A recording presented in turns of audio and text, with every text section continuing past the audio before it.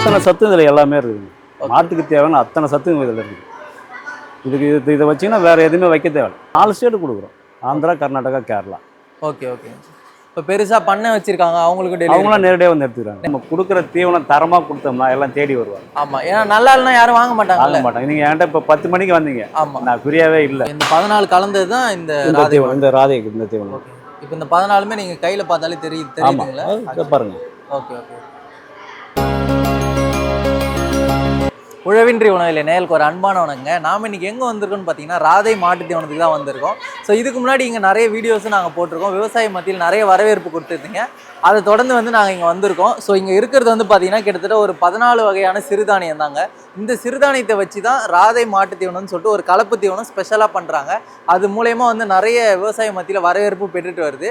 So இங்கே விலை பார்த்தீங்கன்னா ஒரு குறைந்த விலைக்கே தரான்னு சொல்லலாம். ஏன்னா நீங்கள் பார்க்குறது ஒரு மேனுஃபேக்சரிங் கம்பெனி தான். ஸோ அதனால் உங்களுக்கு நல்ல ரேட்டுக்குமே இங்கே கிடைக்கும். ஸோ வாங்க இந்த கம்பெனியோட எம்டி சாரை சந்தித்து நம்ம கேட்டு தெரிஞ்சுக்கலாம் இந்த கம்பெனி எப்படி இருக்குது அப்படின்னு சொல்லிட்டு. சார் வணக்கம் சார். வாங்க. எப்படி இருக்கீங்க? நல்லா இருக்கீங்களா? நல்லா இருக்குங்க. ஓகேங்க சார். உங்களை நம்ம நேயலுக்கு அறிமுகப்படுத்துங்க சார். வணக்கம். இப்போ கனகராஜ், எங்கள் ஊர் வி நற்குணம். எங்கள் விழுப்புரம் மாவட்டம் விக்கிரவாண்டி வட்டங்க. இது பாண்டிச்சேரி பார்டர் திருப்பூர் பக்கத்தில் வருங்க. ஓகேங்க சார். இப்போ நம்ம இதுக்கு முன்னாடி வீடியோலாம் போட்டோம், எப்படி ரீச் இருந்தது சொல்லுங்கள். நல்லா இருந்தது. நல்லா இருந்தது. ஓகே. விவசாய மத்தியில் நிறைய கால்ஸ் நேரடியாக பார்த்தாங்களா? ஆமாம், நிறைய பேர் வராங்க. சரி சரி சரி. இப்போ எத்தனை வருஷமாக இந்த கம்பெனி இயங்கிட்டு இருக்கு சார்? இது நாங்கள் ஒரு 10 வருஷமாக வச்சுருக்கோம். 10 வருஷமாக இருக்குது. இப்போ நீங்கள் இந்த கம்பெனி தொடங்குறீங்கன்னா கண்டிப்பாக விவசாயியாக இருக்கணும், மாட்டு பண்ணையில் அனுபவம் இருக்கணும். அதை பற்றி கொஞ்சம் சொல்ல முடியுங்களா? நாங்கள் முதல்ல 2006 மாட்டு பண்ணை வச்சோம். மாட்டு பண்ணை வச்சுது. மாட்டு பண்ணை வச்ச பிறகு தான் அதுக்கப்புறம் இந்த தீவனத்துக்கு இருக்காங்க. ஓ ஓகே ஓகே. இந்த மாட்டு பண்ணையை வச்சுருந்து அதுக்கப்புறம் தான் தீவன ஃபேக்ட்ரியே போட்டிங்க. ஆமாம் சார். இப்போ போன டைம் வந்தப்போ இந்த அளவுக்கு பெருசாக இல்லை, உங்கள் கம்பெனியை டெவலப் பண்ணி பெருசாக ஷெட்டும் இன்னும் இன்க்ரீஸ் பண்ணியிருக்கீங்க. அதுக்கான ரீசன் தெரிஞ்சுக்கலாமா? ஆர்டர் முதல்லாம் பார்த்தீங்கன்னா ஆர்டர் கொஞ்சம் கம்மியாக இருந்தது. கொஞ்சம் ஆர்டர் அதிகமாக இருக்குது. ஆனால் ஷெட்டை பெருசு பண்ணி ஆளில் கொஞ்சம் அதிகமாகி மிஷினரியும் பார்த்தீங்கன்னா முதல்ல இப்போ எல்லா மிஷின் பார்த்தீங்கன்னா ஆட்டோமேட்டிக் மிஷின் போகும். Okay okay. முன்னாடி பார்த்தீங்கன்னா நாங்கள் கறிக்கெல்லாம் வெளியில் வாங்கி அரைச்சினோம்னா இப்போ நாங்களே மிஷின் தனியாக போட்டோம். மிஷின்லாம் உள்ளே இருக்குது. ஓகே. மிஷினை போட்டு நாங்களே அரைக்க ஆரம்பித்தோம். அரைச்சி எல்லாமே நாங்களே இங்கே ரெடி பண்ண ஆரம்பிச்சிட்டோம். சரிங்க சார். இப்போ என்னென்ன தீவனம் இருக்குன்னு சொல்லிட்டு எங்களுக்கு 1 by 1 சொல்ல முடியுமா? சரிங்க சார். ஓவராலாக எத்தனை தீவனம் பண்ணுறீங்க நீங்கள்? இப்போது ராதே நார்மல் ஒன்று இருக்குது, ராதையில் ஸ்பெஷல் ஒன்று இருக்குது. ஓகே. நார்மல்ன்றது அந்த 14 வகையானது. 14 வகை. அது ஒரு 5 லிட்டர் கறக்கிற மாட்டுக்குள் அது வச்சுக்கலாம். ஓகே. இந்த 14 சிறுதானியங்கள் என்னென்ன கலக்குறீங்க? காட்டிடலாங்களா? காட்டிடலாம் சார். இப்போது நம்ம கம்பெனியில் என்னென்ன கலக்குறீங்கன்னு சொல்லிட்டு காட்டிடலாமா? சரி ஓகே. 1 by 1 பார்க்கலாம் சார். புண்ணாக்குங்க இது. ஓகே. கடலை புண்ணாக்கு. ஓகே. கடலை புண்ணாக்கு. இது கால்சியம் தாது உப்பு கலந்தது. ஓகே. இது கடலை மாவு. ஓகே. மரவள்ளி மாவுங்க. இது மரவள்ளி மாவுலாம் எதுக்கு ஸ்பெஷலாக போகிறீங்க? இது ஃபைபர் கண்டென்ட் அதிகம். Fibre content. ஓகே. இது மஸ்தூர் பொட்டு. மஸ்தூர் பொட்டு. இந்த துவரை மாவு சொல்கிறாங்க பாருங்க, அந்த துவரை மாவு இது. ஓகேங்க சார். கோதுமை தவிடு. கோதுமை தவிடு. பட்டாணி பொட்டு. ஓகே. கடலைத்தோல்.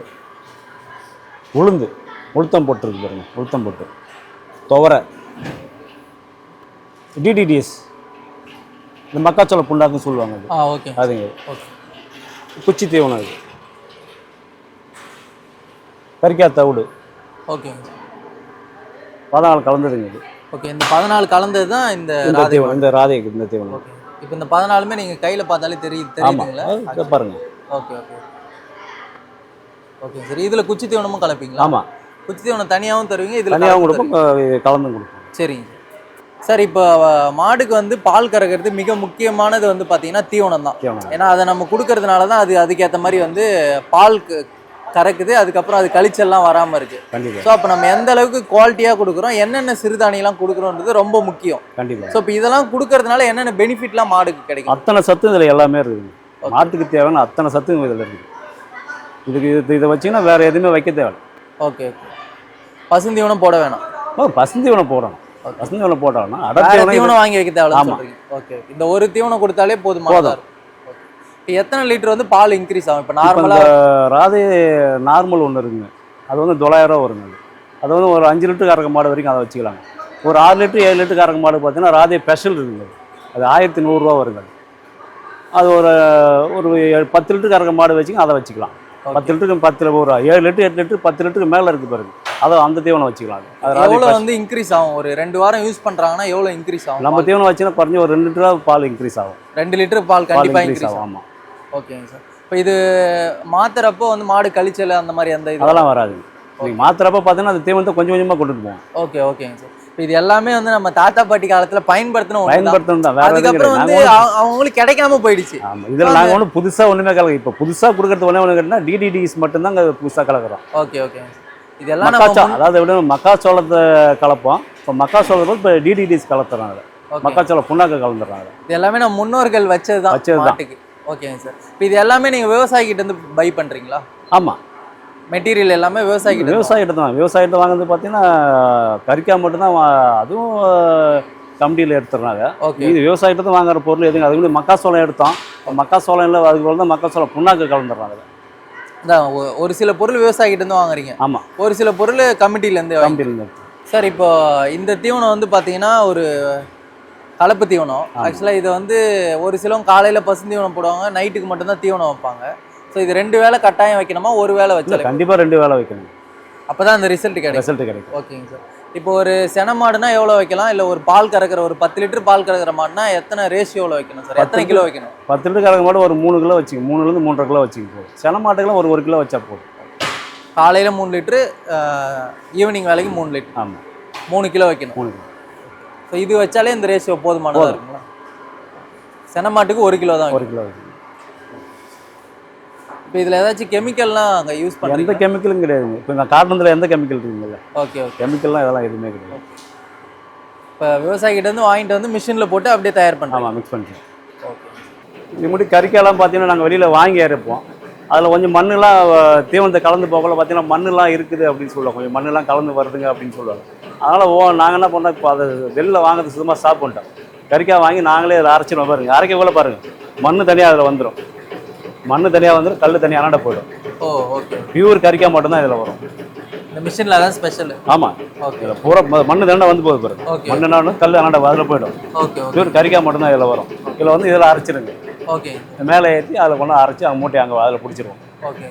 ஸோ இதனால் வந்து நல்ல ஒரு குவாலிட்டியாக இருக்கும். முன்னாடி வந்து வெளியில் வாங்கினோம். இப்போ நாங்கள் வெளியில் வாங்கலாம். மிஷின் வந்து நீங்களே இன்ஸ்டால் பண்ணி? ஆமாம், நாங்களே ரெடி பண்ணுறோம். ஓகே.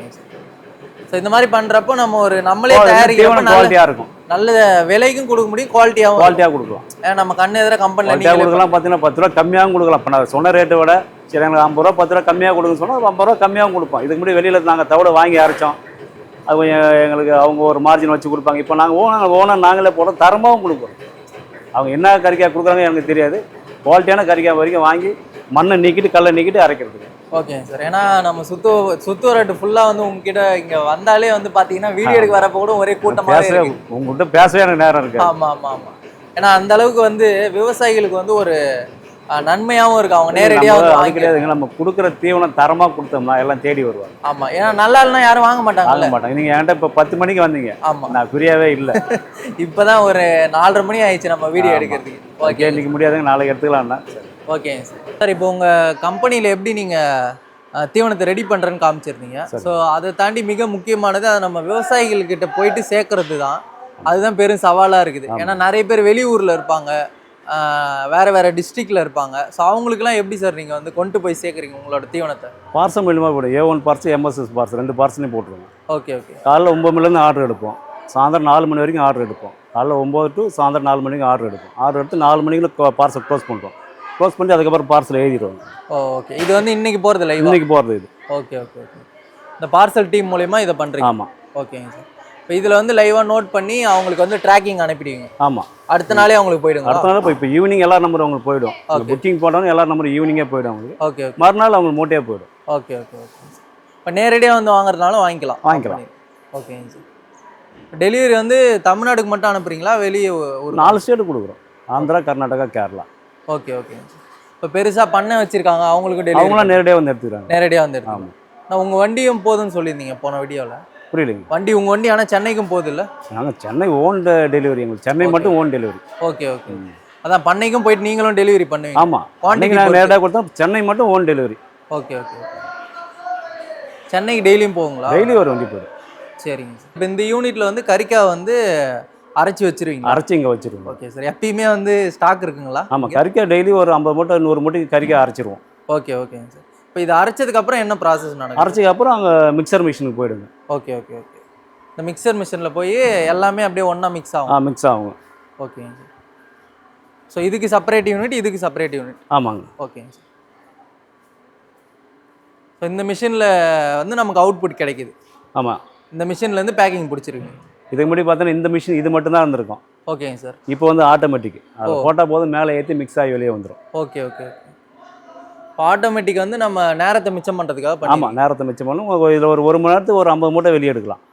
அதுக்கு முன்னாடி பார்த்தீங்கன்னா ஒரு மணி நேரத்துக்கு ஒரு 20 மூட்டை 25 மூட்டை தான் வெளியே எடுக்க முடியும். இப்போ ஆட்டோமேட்டிக் ஒரு மணி நேரத்துக்கு ஒரு 50 மூட்டைக்கு வெளியே எடுக்கலாம். வணக்கண்ணே. வணக்கம். நல்லா இருக்கீங்களா? நல்லா இருக்கு. இப்போ இது கேகே கேட்டல் ஃபீடுக்கு வந்திருக்கீங்க. நாங்களும் ஷூட் பண்ணிட்டு இருந்தோம். ரெகுலராகவே இப்படிங்க மாட்டு தீவனம் வாங்கிட்டு இருக்கீங்க? ஆமாம், ரெகுலராக வாங்கி நான் ஒரு வருஷமாக வாங்கியிருக்கிறேன். ஒரு வருஷம் 1.5 வருஷமா இருக்கும். சரிங்க. விவசாயி தான் நீங்கள்? விவசாயி. மாடு வச்சிருக்கீங்க? நான் ஒரு 7 மாடு வச்சுக்கிறேன். சரிங்கண்ணா. என்ன தீவனம் வாங்கிட்டு போறீங்க இப்போ வீட்டுக்கு? இப்போ வந்து மால்ட்டு மிக்சிங் வச்சுக்கேன். மால்டி மாவும் அந்த பீர் மால்ட்டும் கலந்து. Okay okay.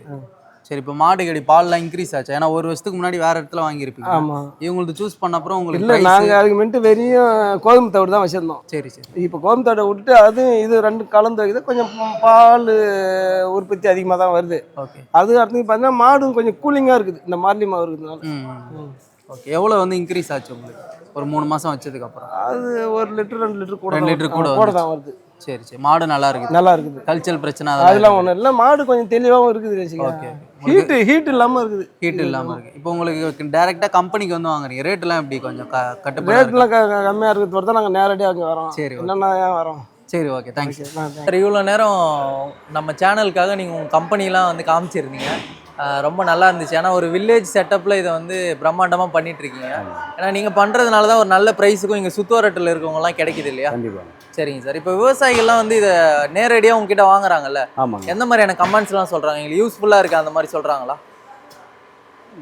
என்கிட்ட இது வரைக்கும் எடுத்தது யாரும் நல்லா இல்லைன்னு யாரும் சொன்னது கிடையாது. Okay okay. நம்ம ஒரு சில பேர் சொல்லுவாங்க, குறைகள் இல்லாமல் தீவனம் இருக்காது. குறைகள் சொல்லுவாங்க, அது சரி பண்ணிக்கும். ஓகே. இப்போ நிறைய பேர் வந்து பார்த்தீங்கன்னா ஒரு மாசத்துல மெட்டீரியல் கிடைக்கலன்னா ஸ்டாப் பண்ணிடுறாங்க. ஸோ உங்ககிட்ட வந்து எப்பயுமே மெட்டீரியல் ரெகுலர் கொடுத்துருந்தாங்க, டெய்லி பார்சல். Okay okay. வாரத்தில் வந்து ஞாயிற்றுக்கிழமை மட்டும்தான் பார்சல் கிடையாது. சரிங்க. திங்கக்கிழமைலேருந்து ஞாயிற்றுக்கிழமை வரைக்கும் டெய்லி பார்சல். ஏன்னா மழை டைமில் வந்து ஒரு சிலவங்க அனுப்ப மாட்டாங்க, அப்படிலாம் கிடையாது.